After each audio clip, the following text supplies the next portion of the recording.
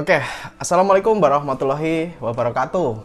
Hari ini ada sebuah komentar yang sangat menarik yang akan saya bahas, yaitu dari seorang viewer channel ini, yaitu Assalamualaikum warahmatullahi wabarakatuh. Waalaikumsalam.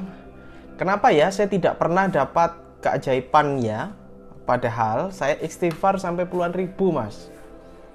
Mudah-mudahan dengan istiqomah terus beristighfar kepada Allah, mengampuni dosa-dosa saya dan semua hutang riba saya terlunasi, amin. Oke, ini pertanyaan yang bagus sekali. Baik, simak ya jawaban saya di video kali ini. Saya akan coba bantu uraikan. Yuk.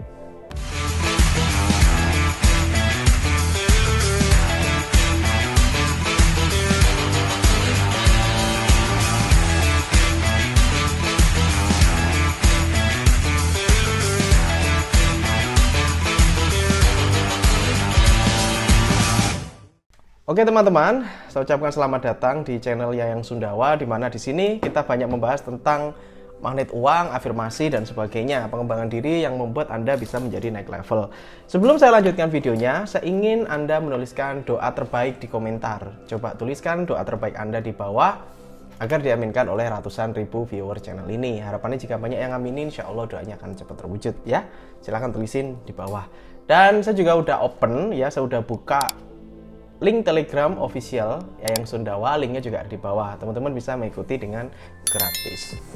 Hari ini saya menjawab pertanyaan dari seorang sahabat kita, kenapa tidak pernah dapat keajaiban padahal saya istighfar sampai puluhan ribu ya. Jadi di channel ini kita sering membahas tentang istighfar ya, sering membahas tentang sholawat, istighfar dan amalan-amalan yang lain untuk mendatangkan rezeki.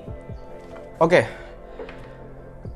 Dari saudara ini yang ngechat saya ini, bukan ngechat sebenarnya, ini salah satu komentar ya. Beliau berkata tidak pernah mendapat keajaiban. Nah, ketika kita melihat sebuah keajaiban itu, saudara sekalian, maka kita harus mengerti dulu, karena kebanyakan orang merasa bahwa keajaiban itu adalah sesuatu yang besar banget. Merasa keajaiban itu benar-benar besar. Makanya kalau kadang keajaiban kecil datang, itu kadang orang itu nggak sadar bahwa sebenarnya dia itu sudah dapat keajaiban. Contoh, kita lagi nongkrong di depan ruang tamu, kita lagi nonton TV. Setelah itu tiba-tiba ada sebuah ketukan di pintu kita, misalkan diuntuk, Assalamualaikum, bu, gitu ya. Habis itu ada orang ngantarkan makanan. Nah sebenarnya itu juga adalah sebuah keajaiban, hanya saja mungkin Anda tidak menganggap itu adalah sebuah keajaiban. Contoh yang lain, misalkan Anda sedang mengendarai sebuah motor ya, Anda naik motor, habis itu Anda menuju ke suatu tujuan. Setelah sampai di tujuan, ternyata kamu menyadari bahwa motor kamu itu sebenarnya bannya bocor. Tetapi selama perjalanan kamu itu nggak sadar ya. Karena sebenarnya kalau kamu sadar ketika kamu naik motor itu, maka kamu akan bingung.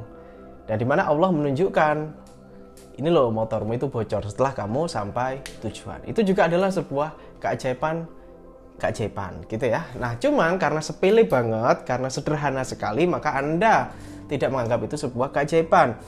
Sehingga Anda tidak merasa bersyukur atas hal-hal yang datang seperti itu. Banyak sekali dari kita yang sudah dikirimi oleh Allah keajaiban gitu ya.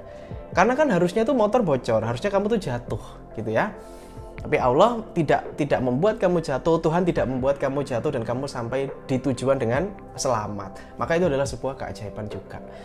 Oke, nah sebenarnya saya yakin sekali kalau sudah istighfar sampai puluhan ribu dan rutin, saya yakin sudah banyak keajaiban yang datang. Hanya saja mungkin saudara, sahabat kita sekalian ini kurang tahu kurang peka terhadap sesuatu keajaiban itu.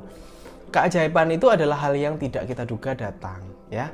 Tidak kita duga datang. Bisa jadi teman lama telepon kita, itu juga ada sebuah keajaiban. Kita nggak pernah kontak dengan orang tersebut, tiba-tiba orangnya ngontak kita. Itu ya, kita udah kangen nih, tiba-tiba kontak kita. Itu juga sebuah keajaiban. Bagaimana mungkin dia bisa tahu nomorku, bagaimana mungkin wong kita nggak pernah kontak, kayak gitu ya. Oke, ini jawaban ini ya. Jadi sebenarnya bisa jadi ibu ini merasa sudah pernah mengalami keajaiban, tapi tidak terasa karena terlalu kecil keajaibannya mungkin bagi beliau. Jadi artinya tidak bersyukur. Nah, Untuk mendatangkan keajaiban yang besar, ya besar ini, kita harus bisa menyukuri atau bersyukur dengan keajaiban-keajaiban yang kecil, gitu ya. Ini pesan dari saya.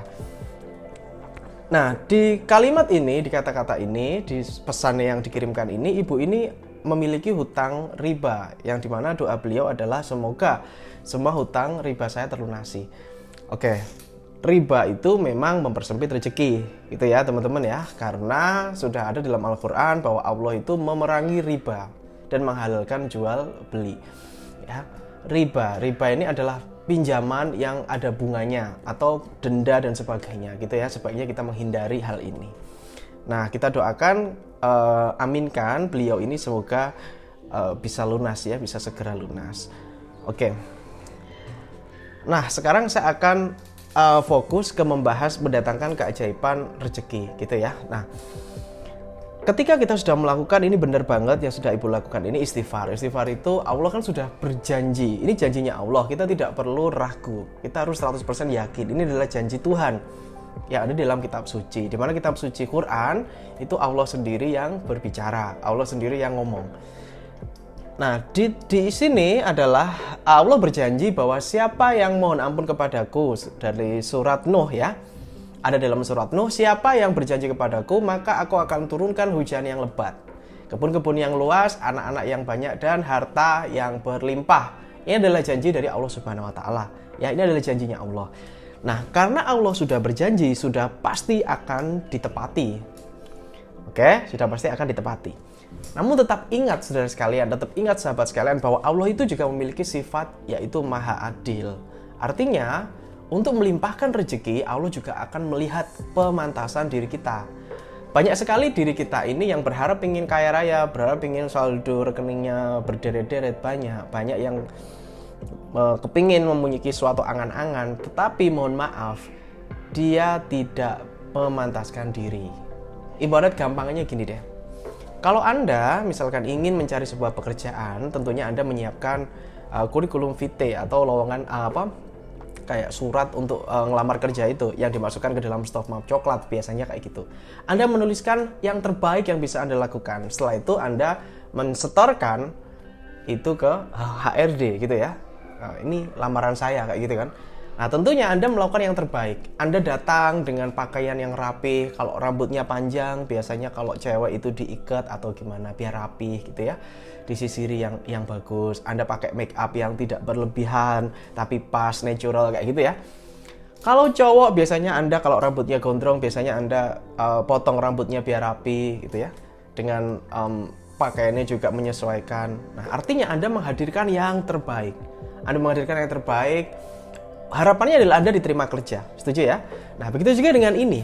Begitu juga dengan rezeki. Ketika Anda memantaskan diri, menampilkan yang terbaik, versi Anda. Bukan versi orang lain, tapi versi kita sendiri. Kita menampilkan yang terbaik, kita sudah melakukan istighfar. Ya Allah, ya Tuhan, ini janjimu. Aku udah lakukan nih istighfar, sebanyak-banyaknya aku lakukan. Ya. Nah, akan lebih baik lagi, istighfarnya tidak hanya di lisan. Tidak hanya di lisan, Pak, tapi juga di dalam hati gitu ya. Jadi dimasukkan benar-benar dihayati, ya Allah mohon ampun. Ya Allah ampuni saya gitu ya, Tuhan ampuni aku. Dan aku yakin janjimu pasti tepat. Allah kan gitu ya. Nah, setelah itu kita harus bergerak. Saya bilang apa? Bergerak. Melakukan yang bisa kita lakukan. Sambil kita percaya janji Tuhan, kita percaya janji Allah, kita juga bergerak semaksimal yang kita bisa. Mungkin kita bisa mencari mentor, kita bisa sambil dagang, kita mencari peluang, pokoknya kita bergerak. Kita bisa telepon teman lama, bro ada usaha nggak nih yang aku bisa garap? Bro ada sampingan nggak? Bro aku nggak ada modal, lu ada nggak barang yang bisa aku bantu jualin? Kayak gitu. Ya, pergerakan kita, maksimalkan pergerakan. Saya yakin sekali kalau Anda bergeraknya maksimal, Anda bergerak dengan benar-benar, diiringi dengan ketaatan Anda kepada Tuhan, seperti percaya pada janji Tuhan itu dan melakukannya semua, ya saya yakin sekali keajaiban besar itu akan datang. Ya, kerja keras itu penting. Dengan kita hanya memanjakan istighfar seperti itu, tetap Allah itu punya sifat juga maha adil. Tentunya siapa yang bekerja keras, siapa yang bergerak lebih keras, tentunya Allah akan segera mewujudkan janji Allah tersebut. Gitu ya. Ini semoga video ini bisa membantu Anda ya, mungkin cukup panjang dikit, cuman insya Allah semoga bisa memberikan Anda pencerahan gitu ya. Oke. Sampai jumpa nanti di video berikutnya. Assalamualaikum warahmatullahi wabarakatuh. Have a nice day and good luck. Salam laris manis.